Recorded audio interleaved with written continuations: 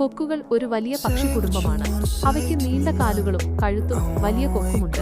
അവ സാധാരണയായി തണ്ണീർത്തടങ്ങളിലും മറ്റ് ജലാശയങ്ങളിലും കാണപ്പെടുന്നു. കൊക്കുകൾ മത്സ്യം, ഉഭയജീവികൾ, പ്രാണികൾ എന്നിവയെ ആഹാരമാക്കുന്നു. അവ സാധാരണയായി ഒറ്റയ്ക്കോ ചെറിയ സംഘങ്ങളായോ കാണപ്പെടുന്നു. കൊക്കുകളുടെ ജീവിതരീതി. കൊക്കുകൾ സാധാരണയായി ഒറ്റയ്ക്കോ ജോഡിയായോ ജീവിക്കുന്നു. അവ തങ്ങളുടെ കൂടുകൾ മരങ്ങളിൽ, കുറ്റിച്ചെടികളിൽ അല്ലെങ്കിൽ നിലത്തുണ്ടാക്കുന്നു. പെൺകൊക്ക് സാധാരണയായി 3 മുതൽ 5 വരെ മുട്ടകൾ ഇടുന്നു. മാതാപിതാക്കൾ ഇരുകൂടിയും മുട്ടകൾ വിരിയിക്കുകയും കുഞ്ഞുങ്ങൾക്ക് ആഹാരം നൽകുകയും ചെയ്യുന്നു. കൊക്കുകളുടെ പ്രജനനം. കൊക്കുകൾ സാധാരണയായി വസന്തകാലത്ത് പ്രജനനം നടത്തുന്നു.